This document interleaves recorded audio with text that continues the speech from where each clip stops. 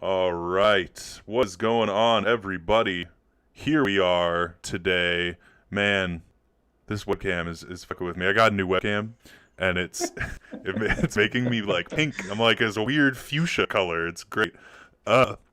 Anyway, I'm your host, Riley McShane, Metal Blade live series, here with a very special guest today, vocalist for fucking Cryptopsy, and my good friend Matt. I'm sorry, I'm getting notes. Apparently my voice is all deep again, which is super It does fun. sound extremely deep, yes. So that's a bitrate thing that I have no control over. I thought you had done like harsh vocals today, and this Oh was no, effects. I'm kind of flattered that you thought that this was my actual voice. I think that's a thing in Zoom. Let me go into my Zoom settings here real quick and change my. I should do it always, just to make my voice lower. Oh my god. Okay. Let me go into my Focusrite window. That might be a better Focusrite control. I think he looks good, people. I think he looks good. Let him know he looks good. I'm glad you think I look good. That makes me feel a little bit better. I'm gonna switch this over to 48. Did that change anything? Hello. No, god damn it. Oh, Jesus Christ. So, all right. Well, here. Let me do the most professional thing in this situation, which is to just be like, "Hey, we're going to skip this song. We're just going to go to the next one." I'm going to restart Zoom real quick, and we will start this podcast again when I am not in my full, my darling, I can't get enough of your love, baby. So let's go for round two. Everybody, we'll be back in, call it like 5 minutes. Anyway, for those of you who are just joining us, I am your host, Riley McShane, singer for Legion.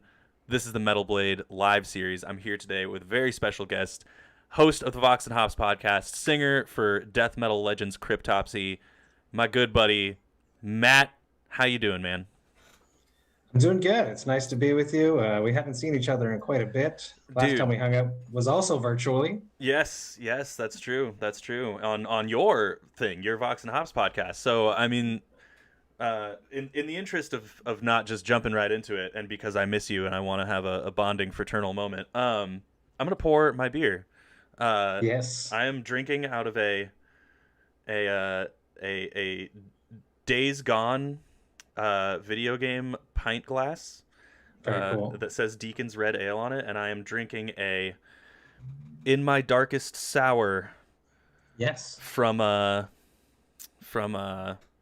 Black Plague brewery. It's a sour ale brewed with raspberries. That sounds like a metal ass brewery. I love it. They have a few locations in San Diego, and they are a metal ass brewery for sure. Very cool. I was worried about pouring this like a child on stream, but it came out pretty good. I like it. You did well. On my side, I have a special brew. I have a fruited sour. This is a brew juice coming from Pub Brewski, which is they just kill it here in Montreal on the fruited sours. That's like their main staple thing, but they actually just nail everything that they do. Nice. And I'm just gonna pour this out nicely like this. Fun fact about Days Gone. Our mutual friend Travis Ryan, singer for Cattle Decapitation, did all the zombie noises for that game. That's so cool. So sick, right? So cool. It's so funny. I felt like such an asshole because like I didn't know that, and until after this super fun encounter I'm about to tell you about. So he hit me up, and it was when I was like streaming video games really actively, and he was like, "Hey, are you gonna pick up Days Gone?" And I was like, "Nah, probably not." And he was like, "Well, why?" And I was like, it just doesn't. It's not really my thing. Fucking zombie games. Like, how many of those have been done? It's a fucking red ocean with that shit. There's just so much of it. Like, fucking, I'm just nah, not really into it. And he was like, okay, word. Well, you know, I was thinking about streaming it and wanted to know if you could like stream some stuff. And I was like, well, why? Why that game particularly? Like, you're like a Call of Duty guy, right? And he was like, oh, well, I did all the zombie noises. And I was like, God damn it. Like, such an asshole. So, yeah. Have you done stuff like that? No, dude, I wish. That's like a fever dream of mine, is to do like voice acting for video game stuff. But now I run a video game company, so maybe I can turn it into a reality. So congrats for that. It's very cool. I actually just did some voices for something that I can't talk about, but it's very, very, very cool. But I can't talk about it. Well, excellently cool. Yeah. I am looking forward to when it actually does come out. But Vox and Hops. I'm wearing my Vox and Hops alumni shirt. I don't think the alumni part is. I'd have to like really get up here.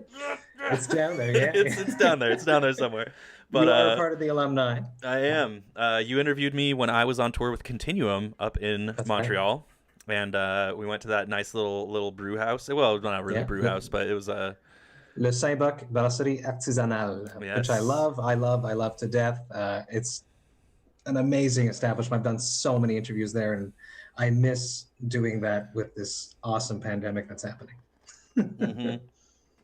Yeah, man. But you're doing it really well virtually. Well, before we get into all that, let's talk about the podcast. For those of you who are watching from the Metal Blade side and are unfamiliar with Matt's work outside of Cryptopsy and death metal and stuff, Vox and Hops, interview-based podcast that you've been doing for a while now. It's got like upwards of 220 episodes, and you basically just sit down shooting the breeze with other musicians, talking about life, music, and of course craft beer, which is where the hops part came in. So how did you get started on this? When did this all kind of come to life? And you know, how have you kind of progressed through it since you've gotten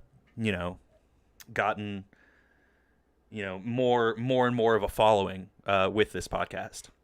Absolutely. But first, let's cheers. Yes, cheers, my man. Virtual cheers. Clink. Cheers. Me too. I got, this is a prune, mandarin, and passion fruit brew juice. Oh, so good, dude. This sour is really good. It's like it's not as bitey as other sours. It almost has kind of like a mellow. You can really taste the fruitiness in it. It's really good. It's delicious. It's like off fruit juice, but I love it. Yeah.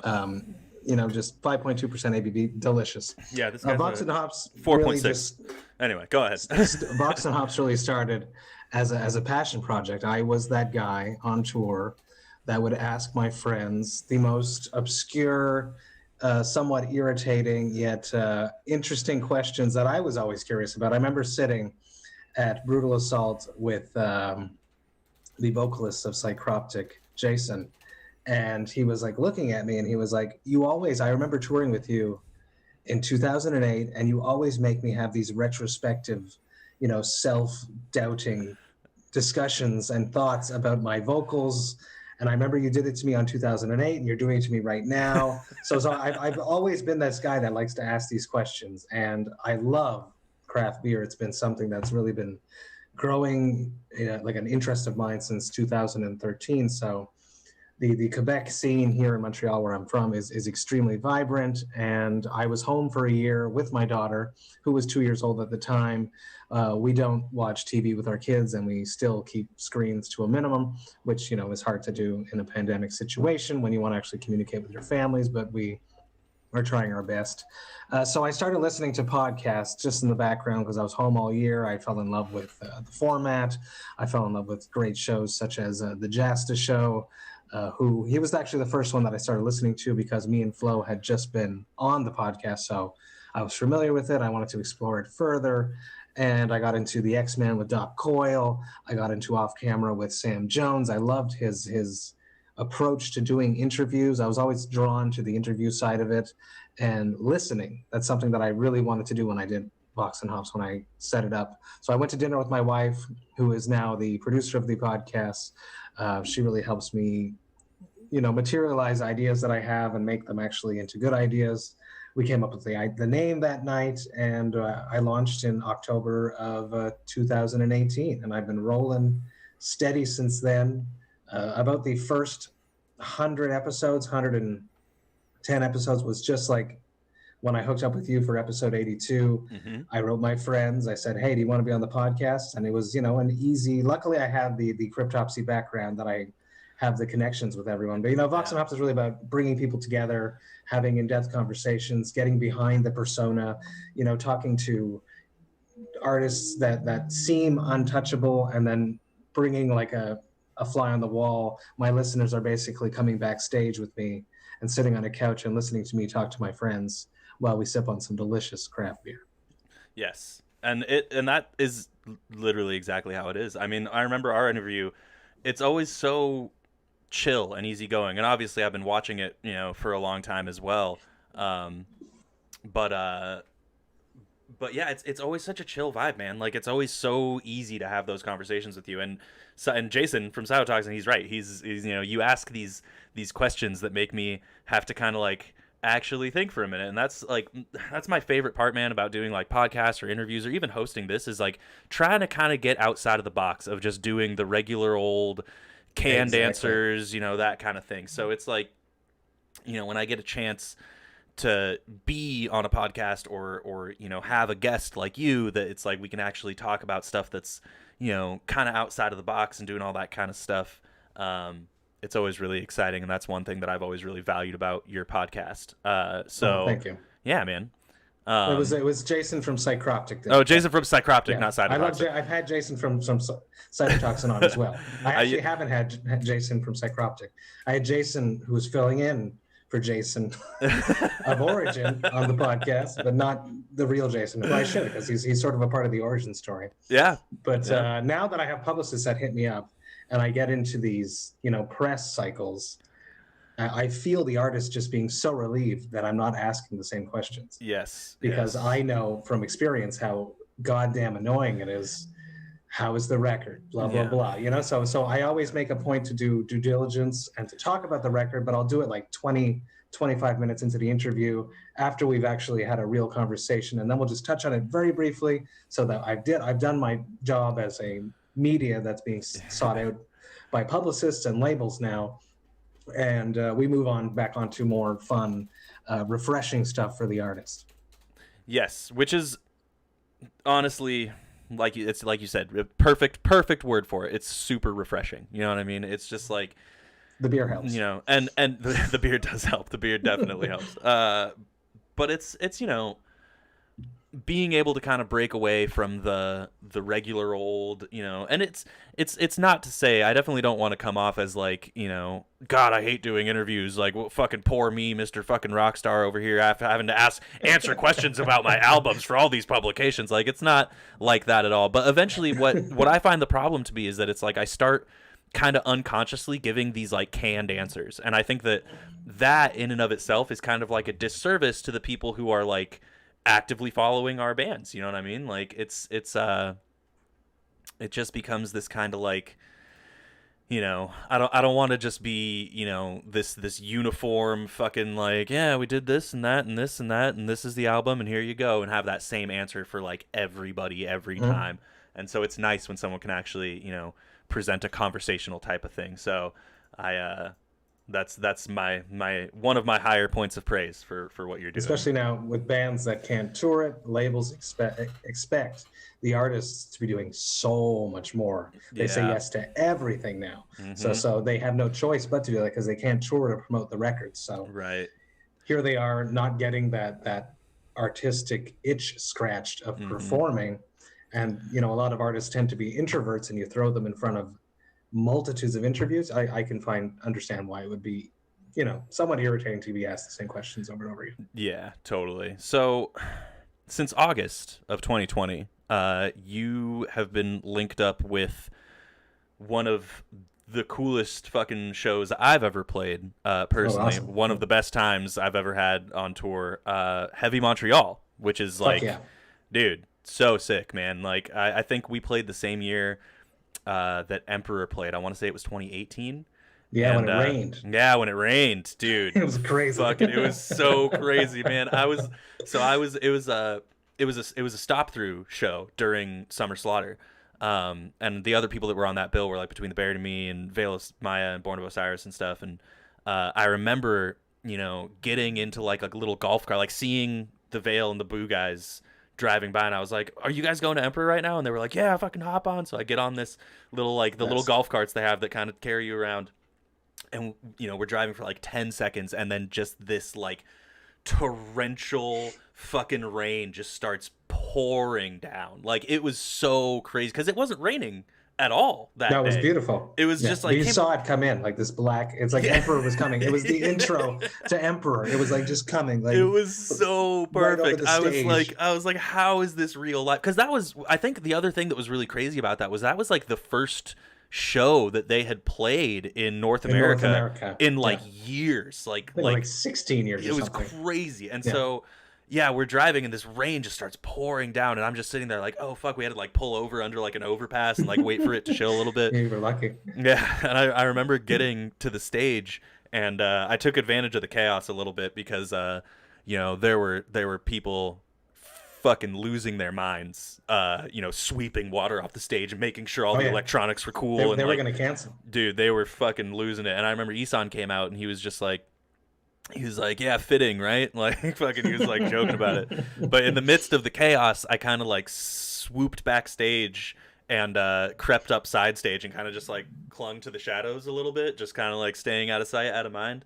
And I'm supposed to be here. Yeah, exactly. And watched most of their set from side stage once they started playing. It was a pretty magical experience. But anyway, now that my story time is done, your killer set. Yeah, super good set. Super, super good. They played all of Welkin, right? I want to say. I don't know. I loved it. Yeah. Something like that. It was amazing. Anyway, but you're hooked up with Heavy Montreal for the Vox and Hops thing. So tell us a little bit about that. How did that happen, and how's it been going? It's looking like it's been doing it for about 5-6 months now. Yeah, I love it. That exact year of Heavy Montreal, I was there. I knew I was going to launch Vox and Hops at that point. I had the name, I had the concept. I was looking around at this amazing site that is there, which is the old site. It was like an intermediary site of the festival, but it's enormous. Yes. And I'm looking at this magnitude. I'm like, next year, I'm going to be invited as media. So that same night, I asked Danny Marino of The Agonist to be my first guest on the podcast. So a week later, I went to his house and we recorded it. And then lo and behold, a year later, 2019, I was a media at Heavy Montreal. I conducted 19 interviews over 2 days. My God. I lived in the media tent. I hardly saw any shows, but it's a huge, amazing festival. I'm super proud of Heavy Montreal, being from Montreal, because you've played too, Wacken, I've played Hellfest, I played Summer Breeze, I played Loud Park in Japan, and Heavy Montreal is up there, if not better than a lot of these. The catering is amazing, the stage, the equipment, it's all top notch. It's a pure festival experience. And I interviewed JF Michaud, who's one of the main dudes of Eventco, who runs Heavy Montreal, early on in the podcast. I think he was at episode 20 or 23, something like that, I can't remember. And he loved his experience. He helped me get that media for 2019. And we just have been in contact together. And I hit him up right at the beginning of the pandemic because I had one idea in mind. And he was like, no, dude, we want you to be the voice of Heavy during this pandemic. So we went through some stuff. They helped me organize some interviews with past guests that Heavy have booked. Now, Heavy goes more than just the festival. All year long, they have Heavy Montreal Presents shows here in Montreal.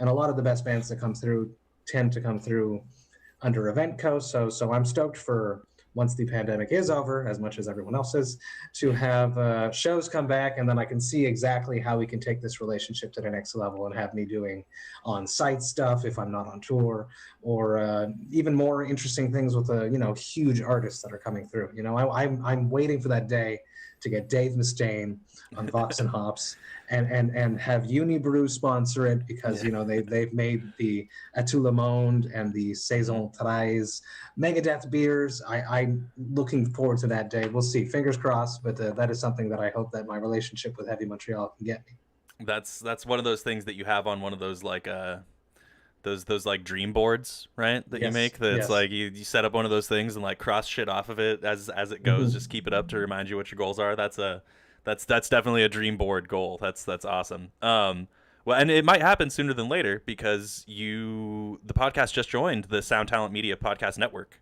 That is correct. Last September. So that's a huge step in the right direction. Yeah, it was very cool. I was excited about it. That's also through Heavy Montreal that I got that.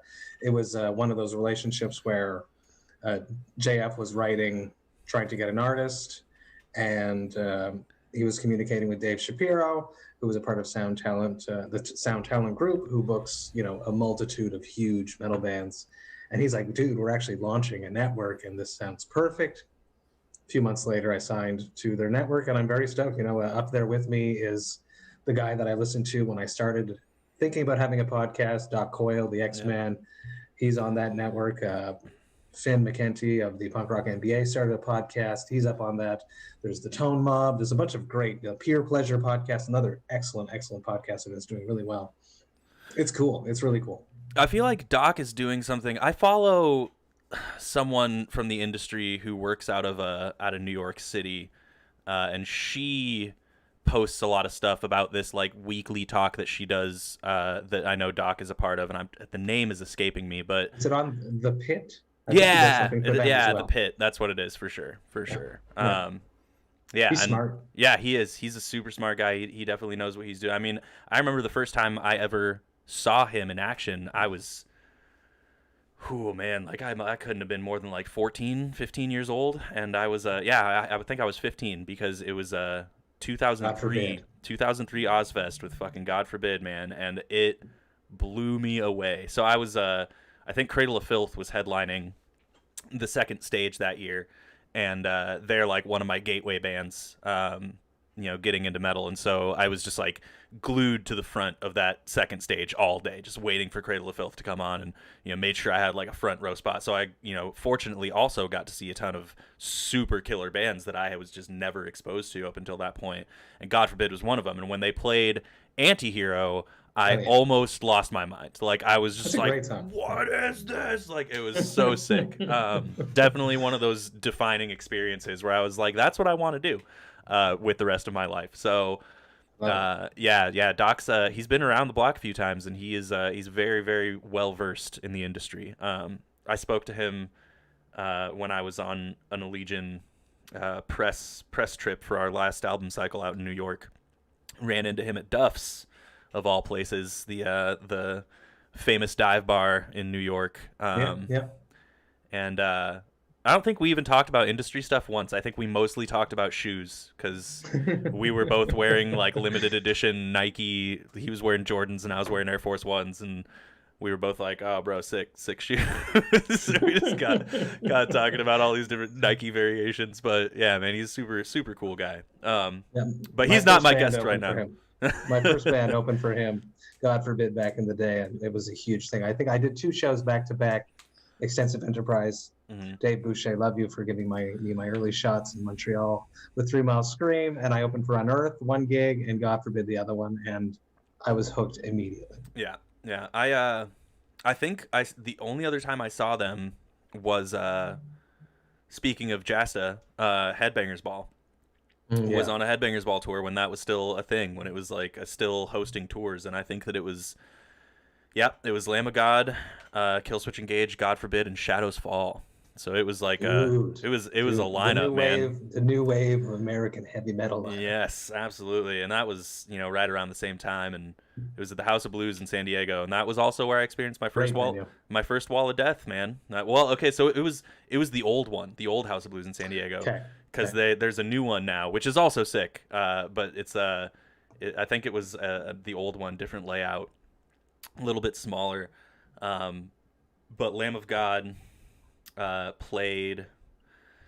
God, the name of the song is totally escaping me, but it's the Now You've Got Something to Die For. It was totally the like the Wall of Death song that they would always do. The one that starts off with the snare hits, the dun dun dun ka ka ka ka ka dun dun dun ka ka ka ka ka. It's escaping me. Yeah, name is totally escaping me. Everyone listening definitely knows this, but not. But everybody knows that song for sure. And yeah, he did the whole like when everything comes in, you fucking Braveheart and shit, and yeah, as soon as dun dun dun ka ka ka ka da dun dun dun dun dun dun dun, just everyone just into each other. It was amazing. More Walls of Death, I hope, when touring comes back. Yeah, I miss. Yeah. Soon. Soon. I hope. So, well, that's super exciting that you joined with Sound Talent Media Podcast Network. Obviously that's a big step in the right direction. Like I said, knocking off some of those things on that dream board, which, this next talking point, I'm sure, was one of those things, is you signed your first sponsorship with the Heartbeat Hot Sauce Company at the end of January of last year, December. or December, end of December. Okay. This is brand new. So I have a friend. I grew up here in Montreal playing shows alongside with the great Al Bourbuhakis. He used to play drums for a band called Inve, and he moved to Thunder Bay, and he is a cook, and he started a hot sauce company, and now his little hot sauce company is just killing it. It's amazing. He makes the sauces are like, I like spicy stuff. Like, I love spicy sauces, but I don't enjoy it when they're just ridiculously hot for the sake of making you die. Yeah. His sauces are not like that. They still have full flavor. Every sauce is created with that. He's got some sauces made with craft beer. It's like a match made in heaven, and it was a natural thing just to hook up together. I'm very excited about it. His sauces are featured on Hot Ones, that amazing YouTube show. Oh yeah, with the spicy chicken wing things and all the celebrities eating them. He has been in 3 seasons of that. He just the UFC fighter that just won on Saturday, Poirier. Yep. He's got a collab sauce with him, so it's really, really cool. And we got a promo code running. If anyone listens to upcoming episodes, you can check that out and get 20% off by using VOX20 when you're checking out, and you can get 20% off of your order. And it's killer sauces. He's got like 5 or 6 of them. His most spicy one that just came out, the Scorpion, delicious. Yeah, very stoked to have landed a sponsor. It's something that I always talked about, never thought that would happen, but it happened. And it happened with an old good friend that made me very happy. Yes, and I'm sure it's the first of many, you know what I mean? Those things tend to kind of snowball, you know what I mean? It's like, it's tough getting that first one, and it's tough getting the next 2 or 3, it takes a little bit of convincing, but once you have like a nice little bottom bar of sponsors, it becomes much easier to just be able to kind of pick and choose who you want to have sponsor your thing. So definitely I gotta love it. I'm very peculiar about that, and I want it to be natural, and I want it to be, I don't want my listeners to be bothered by too many ads. I want it to be integrated. If I can do stuff integrated, I'm in discussions with some studio people right now of doing some stuff like that, but it's all going to be integrated into the content, and I think that's very cool. Right.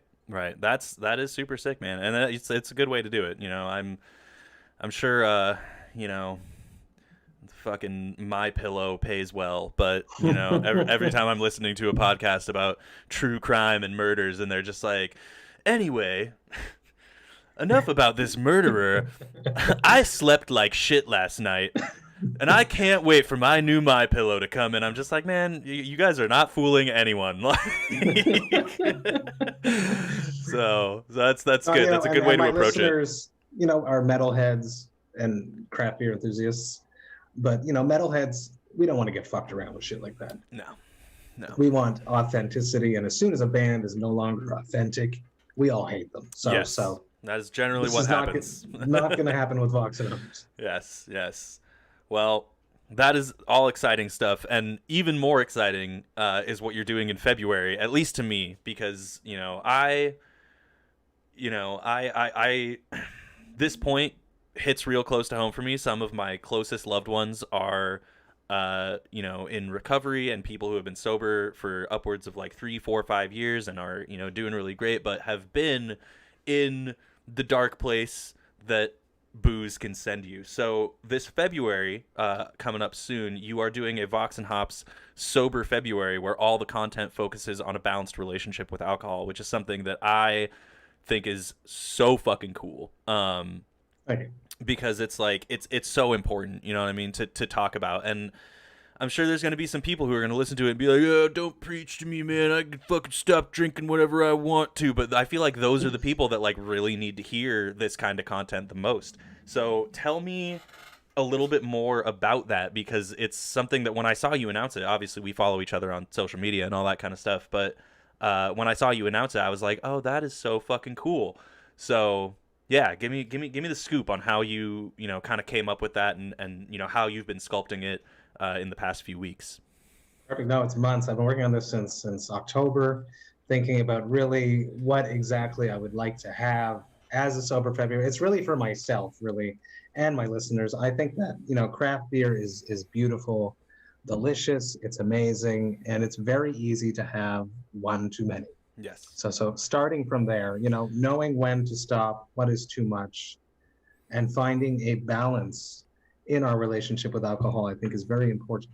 Putting limits and knowing those limits and understanding what the effects of alcohol has on the human body is something that interests me for a long time. For a very long time, I've been wanting to have a specific chat with someone that can tell me exactly what's going on with alcohol. So right. For Sober February, I was hunting for a bunch of amazing guests. I was looking for musicians, touring musicians that are sober, that have discovered for one reason or another they have an issue with alcohol, and I succeeded in having 4 excellent conversations with excellent musicians. I'll tell you about them right now. I got Addie, the vocalist of Solstafir, who told me just the most interesting experiences of becoming sober. He's been sober since 2013.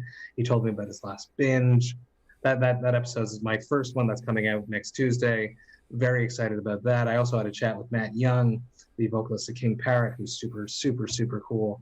And he's been sober for a very long time as well. And he actually works in a rehabilitation center right now. And his whole life is based around recovery. And he actually told me that his band started doing better once he became sober, because he applied all of his sober steps that he's taken in his life towards the band. And that's actually helped the band grow forward, which is very interesting. Right. I had a chat with Michael Alvarez of Flub, who's been very vocal about his sobriety. So I hit him up, and he told me so much amazing detail. And it's interesting that everyone has like a different path and a different way that they got sober. And I also had a chat with Petri Lindroos of Encepharum. Now, he stopped drinking not because he had a problem with it, but he had arthritis, or has arthritis, and in order to fix the problem, he takes medication, and the medication you can't drink with. So it was either, do I continue playing guitar, or do I continue drinking and partying? So we had to make that decision. Seems like an easy choice for a person in Encepharum. Exactly. So I wanted, and you're mentioning preaching. So it's a standard Vox and Hops episode. Right. And then about halfway through, I open up about the subject, and we have a portion about that where we talk about that. And I don't want it to be preaching. And I as much as you've seen that I've announced it, I haven't actually made a huge announcement that I'm doing a sober thing, that I'm actually going to be sober the whole month. I've recorded all of my content in advance, so that the whole month can be just scheduled and set up. I mean, all the beers that I would normally post throughout the week is all going to be posting non-alcoholic products, which I love, from here and from elsewhere that I've luckily had the chance to receive. And I've also had a chat with a very cool dude, Dave Sherman, who is a sober coach. He actually goes on tour with huge rock stars and keeps them sober on the road. Very cool dude. Hell yeah. Excellent. He calls it the road to recovery. I hope I'm saying the right name of his company, but absolutely excellent chat. And he's so cool. And I had a chat with a very cool dude who plays session bass for Ahab. And he has a PhD and a master's in nutritional sciences. And if there's going to be any episode that is very clarifying of what is going on when we consume alcohol, this is the one. It's a bit of a downer, but he says it in a way that the information is, there's nothing positive about alcohol, sadly. Yeah. But his delivery is very funny, and he's excellent. So Christian Deegan, excellent human, and excellent chat. And I got some local breweries that have been doing some non-alcoholic brews as well that I love very much going on here in Montreal. So I wanted to give them a shout out as well. It's very interesting that this whole non-alcoholic movement that's going on in the craft beer scene. And I really think that there's going to be a lot more of it coming. I agree. I've noticed, like I said, a few people that are very close to me, and for the sake of anonymity, I won't mention who, but are recovering alcoholics, and whether that's 1 day sober or 20 years sober, it's all kind of the same thing, as far as like 12 struggles, right? As far as 12 steppers grow, you know what I mean, or go, you never really stop being an alcoholic, just from what I've seen, a lot more people are coming into these 12-step programs in the wake of this, this pandemic, because of all these stay-at-home orders and all these people losing their jobs and needing to cope and all this kind of stuff. People have really kind of, it's a dark time. You know what I mean? It's a dark time for a lot of people.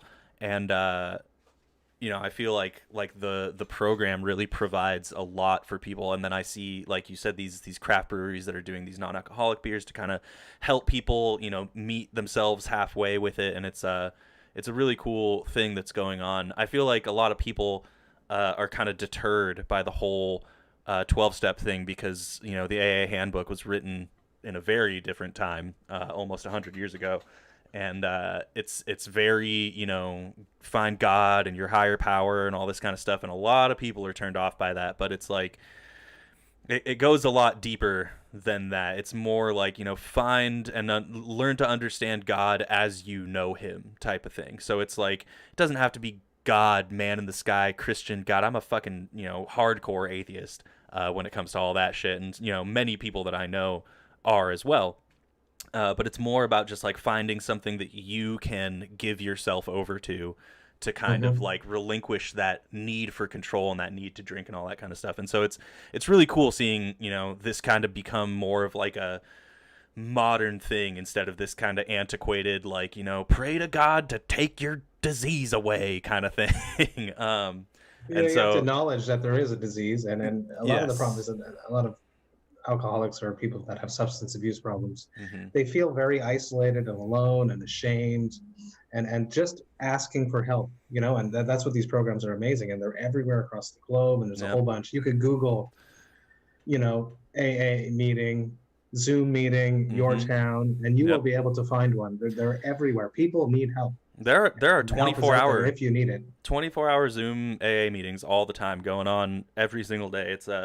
It's wild how well that community has adapted. But like I said, I'm super stoked that you're doing this Sober February thing. I think it's a really, really cool thing to do. And, it shines a spotlight in kind of a fun way on something that has, taken over a lot of people over this past year. So very admirable, my friend. I am very, very stoked to listen to those episodes. But yes, and now we cheers. But it's not February yet. Yes, that's right. That's right. So the question that I'm sure is burning on lots of people's minds: what's going on with Cryptopsy? What are you guys doing? What are you guys doing? We were in a cabin in the woods the week that Trump shut everything down, almost a year ago now in March. It will be a year in March. We're writing a full-length record. We signed a record deal that same weekend that I still can't talk about. Everything that I've been doing since the time I put my pen on that paper, I keep saying that, but it's super cool. Chris has been working really hard with the guys writing out just madness music. It's Cryptopsy. Right. There's not going to be any surprises. It's a little bit different, but not different in a way that is shocking. It's just a continual evolution of the madness. It's disturbing. There's some darkness to it. I'm very excited with everything that I've heard. Chris is very happy about it. And we just have to finish it. So that's coming up very soon. I have no release date to announce, but the material that I have heard is fantastic.